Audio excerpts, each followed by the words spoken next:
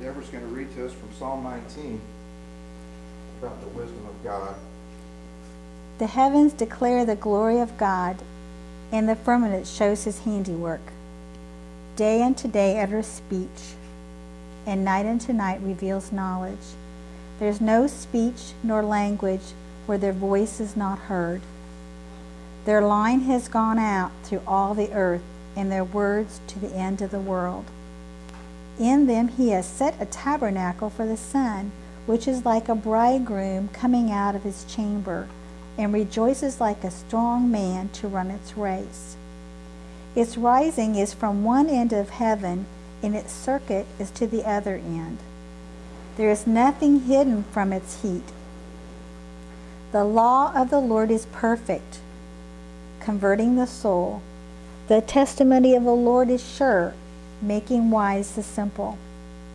The statutes of the Lord are right, rejoicing the heart.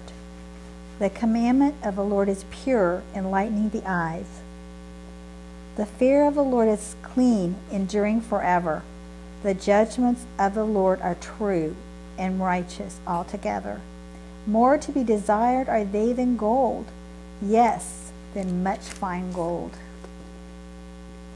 Sweeter than honey and a honeycomb.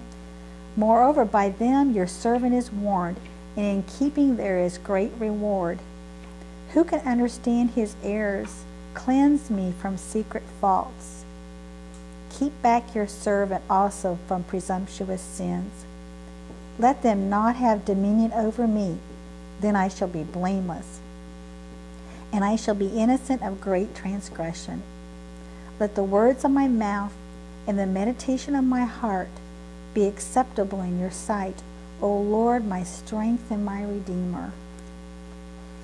Amen. That's Psalm 19 is a wonderful revelation of God's character and who he is. And there's two ways to find God. That psalm is broken up into two parts. Verse 1 through 7 talks about finding God in the creation. And we've talked a lot about that this evening. We've worshiped the Creator, and we've talked a lot about it. Every man, even the natural man, can receive God in his creation. He can receive the revelation of who he is to some degree by the things that he has made. And even Paul said that in the day of the great judgment, man will be without excuse because God has revealed it to us. And if nothing else, in nature. If there's no way you can look at a sunset, a sky, sea, a bird, birth of a child, or any of these wonderful things that God does and say there's no God. Matter of fact, Psalm 14:1 says, the fool has said in his heart, there is no God. So in other words, to deny God, he says that you're a fool. So, I agree with God. I always knew there was a God, but I only knew the God of the sunrise and the sunset back in the days when I was a drug addict and trying to find my way in ungodliness. But verse 1 through 7 talks about the stars in the sky and how that they have a voice that cries out. Even though their voice is not an audible voice, yet it says there's no language, there's no place on the planet where the stars do not speak of God, the Creator.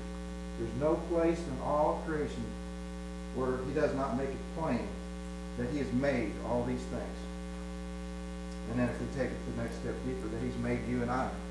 And that is no accident that we're sitting in this place tonight. It's no accident we're hearing this word tonight. It's no accident. And everything that's happened in our life is purposeful. And God is a purposeful God. Amen. And the second half of that Psalm 19 talks about then the second revelation of God, the next deeper place to go is in his word. And so that's really a kind of a two-point message. We find God in nature, which we've been talking about tonight, then we find God through his word, and it mentions all the different synonyms for the law, because the first thing it mentioned in verse 8 was the law of the Lord is sure, converting the soul. And the Hebrew word for that is Torah, which means the laws of God, the commandments of God. So every other word the psalmist uses there are just synonyms. The statutes, the judgments, the commandments, and it tells the benefit of each one of those things. So those are all based on the word, and that's how the deeper revelation of God that comes to us is from the Spirit of God. which is revealed in his word. So we got to take step number 2 to find God. We got to look into the perfect law of the Lord and find ourselves before him to find out who he is. Now Deborah's going to read us some verses on concerning wisdom. So we want you to listen, enjoy yourself, relax, and listen to what God has to say about wisdom. My son, if you receive my words and treasure my commands within you, so that you incline your ear to wisdom and apply your heart to understanding. Yes, if you cry out for discernment and lift up your voice for understanding, if you seek her as silver and search for her as for hidden treasures, then you will understand the fear of the Lord and find the knowledge of God. For the Lord gives wisdom. In his mouth come knowledge and understanding. He stores up sound wisdom for the upright. He is a shield. He is a shield to those who walk uprightly. He guards the paths of justice and preserves the way of his saints. Then you will understand righteousness and justice, equity and every good path. When wisdom enters your heart and knowledge is pleasant to your soul, discretion will preserve you. Understanding will keep you, to deliver you from the way of evil. I'm going down into Proverbs 3, starting with the 5th verse. Trust in the Lord with all your heart, and lean not on your own understanding. In all your ways acknowledge him, and he shall direct your paths.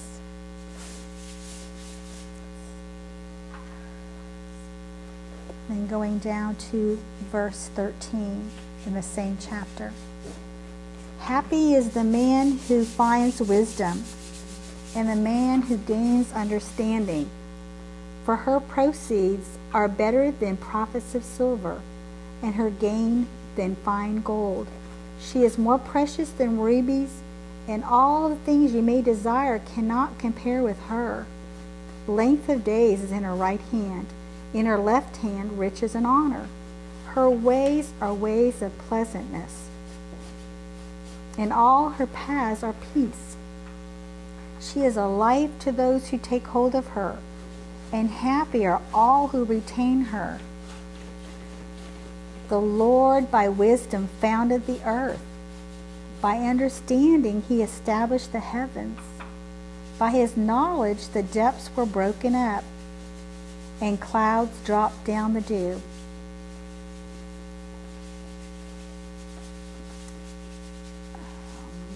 My son, let them not depart from your eyes.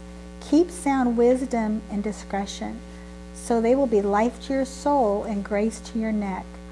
Then you will walk safely in your way, and your foot will not stumble. When you lie down, you will not be afraid. Yes, when you lie down, your sleep will be sweet. Do not be afraid of sudden terror, nor of trouble from the wicked when it comes. For the Lord will be your confidence, and will keep your foot from being caught. Then going down to Proverbs 4, starting with the first verse and going down to the 12th verse. Hear, my children, the instruction of a father, and give attention to know understanding. For I give you good doctrine. Do not forsake my law. When I was my father's son, tender and the only one in the sight of my mother, he also taught me and said to me, let your heart retain my words. Keep my